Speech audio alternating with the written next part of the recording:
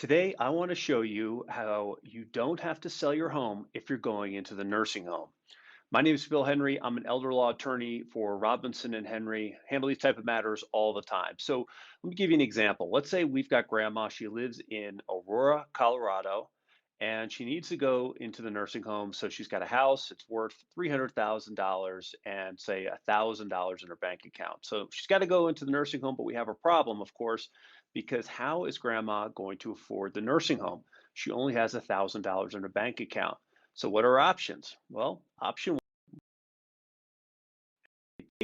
that money and we could use it to pay the nursing home. If the nursing home average cost is, let's call it $10,000 a month, it's normally between $8,000 and $10,000. So make my math easy, let's call it $10,000 a month. If we pay for the nursing home, we're talking about 30 months or so, but now we have no asset left. In other words, that house, the value of the house had to be used entirely for the nursing home. So instead, that we can look to the government and see if there's any programs that the government has that will help us pay for the nursing home care costs. And there are. So Medicaid program will pay whenever you have countable assets, if you're single and going into a nursing home, less than $2,000. So in our example, if the house is not countable, if we don't have to count the house, then grandma will qualify because she only has $1,000 of assets in her bank account.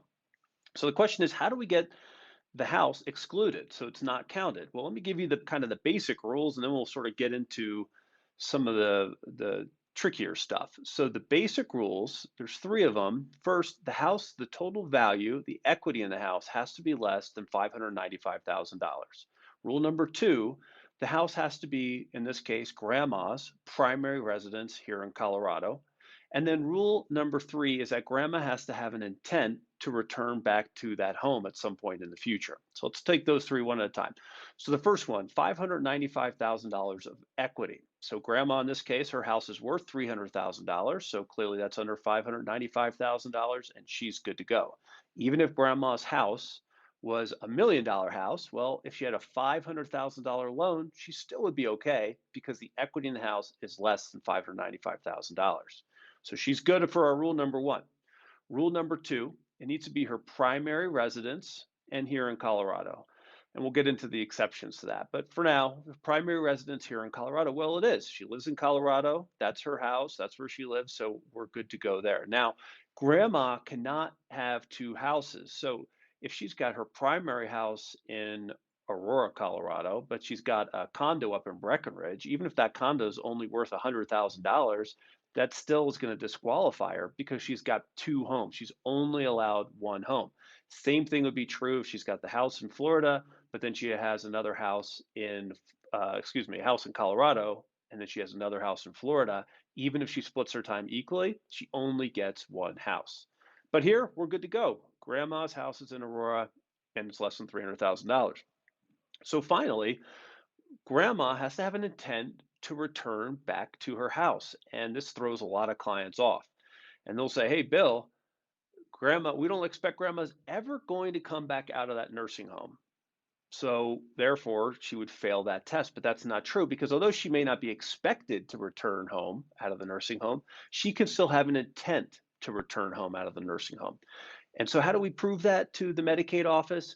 What we do is we just say it in writing. Grandma says, I intend to return to my house. It's really that simple.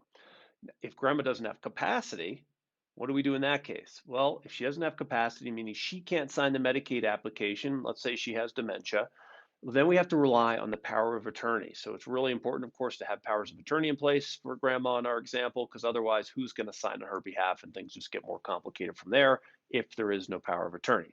But in our case, you can see grandma qualifies. Her house is excluded from being countable. She only has $1,000 in the bank account. Therefore, she would qualify for Medicaid, and therefore Medicaid would pay the nursing home care costs, and the asset is preserved. We can talk about things like estate recovery in another video. But let's make this one a little more complicated. Let's say instead of grandma living in Colorado, let's say she lives in Florida. So her house was in Florida, but then she starts to get ill, so she moved in with her daughter here in Colorado. And now daughter says, well, it's time for grandma to go into a nursing home, but I want to keep her close to me so I can go in and visit her. What about that scenario? Much trickier because the first thing is if we follow our rules once again, house in Florida, maybe it's worth less than $595,000, so we're good to go there.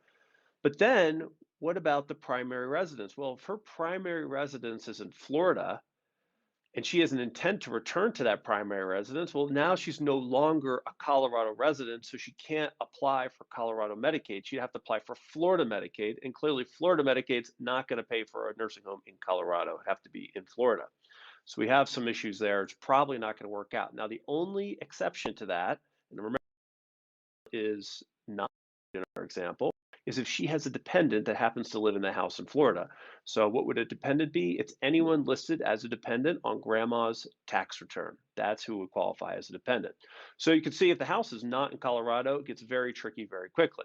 All right, another one that's a little bit tricky is, well, what if grandma's house was in a trust? So her house is back in Colorado, but now it's in a trust. What happens in that case? For most people, most trusts I see, there are what are called revocable trusts, meaning that grandma, when she created this trust, reserved the right to change it anytime she wanted. It is not an irrevocable trust. Most likely, if you have a trust, you have a revocable trust, and you can look at the terms of that trust and you can tell if it's revocable or not. A revocable trust will not allow her to qualify for Medicaid. In other words, that house will be countable if it is in a trust. So, how do we fix it? How would you fix it if that's the problem you're facing? You would take the house out of the trust and into grandma's individual name. Grandma, if she's the trustee, would do that. If grandma doesn't have capacity, who's the backup trustee, the successor trustee? They have the right to move that house back out of the trust and into grandma's name. Now we can get her qualified again. Another issue is if instead grandma doesn't have it in a trust, but she executed what's called a beneficiary's deed. A beneficiary's deed is a type of deed that just says that upon my death, this is where I want my house to go. We use it to avoid probate. You can think of a beneficiary's deed just like a beneficiary designation on a 401k. It's like the exact same thing, it's just for real estate. Well, beneficiary's deed in Colorado will disqualify grandma from Medicaid. So we have to fix that issue as well. How do we fix it? If that's your problem, you revoke the beneficiary's deed. If grandma has capacity, she knows what she's doing, she understands what a deed is and how what she's doing in terms of the transfer, then in that case, grandma herself can revoke the beneficiary's deed. If grandma doesn't have capacity, now we have to look to the power of attorney. So whoever was named as the general durable power of attorney, the agent in the general durable power of attorney, they're the ones that can revoke the beneficiary deed on grandma's behalf. I'm Bill Henry again with Robinson and Henry. Hope you found this useful. If you could, share this video for me, try to get this information out there the best I can. A lot of confusion around this, but I can tell you for most people, almost always, we don't want to sell the house unless we're doing that in the context of an overall plan. We don't want to just go ahead and sell the house. It's normally never the right result. If you have any questions, feel free to reach out to me anytime, and I'll talk to you next time.